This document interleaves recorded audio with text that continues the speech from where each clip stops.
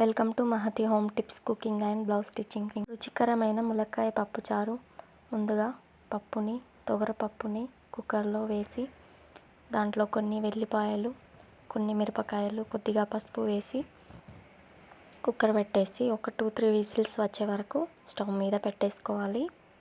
మీకు నా వీడియోలు నచ్చినట్టయితే లైక్ చేయండి, షేర్ చేయండి, సబ్స్క్రైబ్ చేయండి. పప్పుచారులోకి నేనైతే ఇలా కొన్ని మెంతులు తీసుకుంటాను. వాటిని దొరగా వేయించి అందులోనే కొద్దిగా జీలకర్ర వేసి వాటిని సన్నగా దంచేసి పక్కన పెట్టుకుంటాను. మెంతులు చేదు వస్తాయని అంటారు అందరూ, కానీ మెంతుల వల్ల చాలా ఉపయోగం ఉంది. మనము పప్పుచారులో చింతపండు పులుసు పోస్తాం కదా, చింతపండు పులుసు వల్ల వీటి చేదు అనేది రాకుండా తెలుస్తుంది. మెంతులు ఆరోగ్యానికి చాలా మంచి చేస్తాయి. చూడండి, జీలకర్ర కూడా వేసేసాను. దీంట్లో వేసేసి కొంచెం కచ్చపక్కగా దంచేసుకుంటాను. తర్వాత చింతపండు నానబెట్టుకొని పక్క పెట్టుకొని ములక్కాయలు, పచ్చిమిరపకాయలు, ఉల్లిగడ్డలు, వెల్లుల్లిపాయలు, ఒక 2 టమాటాలు, కళ్యామాకు. తర్వాత బాండీలో ఆయిల్ పోసేసి ఆయిల్ వేడెక్కాక ఆవాలు, జీలకర్ర, ఎల్లిపాయలు సన్నగా తరిగేసి వేసుకోవాలి. తర్వాత కళ్యామాకు ఇవన్నీ వేగాక పచ్చిమిరపకాయలు వేసుకోవాలి. బాగా కలిపేసుకొని కొద్దిసేపు వాటిని అలా ఆయిల్లో గోలించిన తర్వాత ములక్కాయలు వేసుకోవాలి. ములక్కాయలు కూడా బాగా ఇలా ఆయిల్లో కొద్దిసేపు గోలిన తర్వాత టమాటా ముక్కలు, ఉల్లిపాయ ముక్కలు వేసేసుకొని కలుపుకొని కొద్దిసేపు మూత పెట్టుకోవాలి. తర్వాత పసుపు వేసుకొని అలా కలుపుతూ కొద్దిసేపు సన్నం మంట మీద చూసుకోవాలి.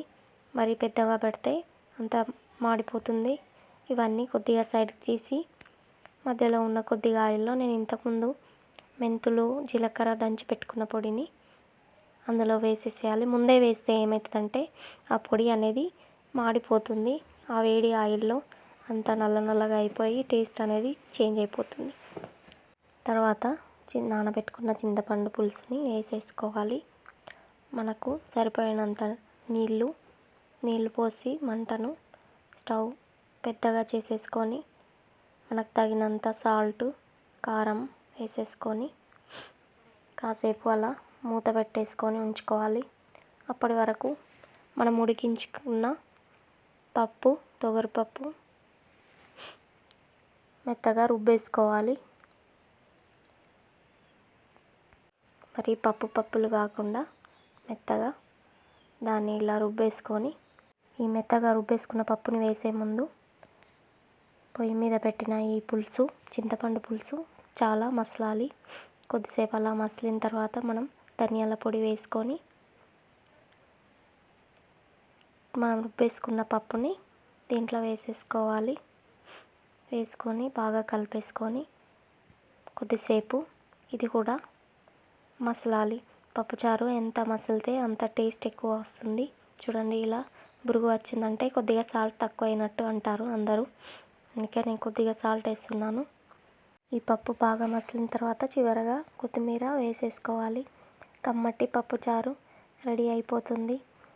నా వీడియోలు నచ్చినట్టయితే లైక్ చేయండి, షేర్ చేయండి, సబ్స్క్రైబ్ చేయండి.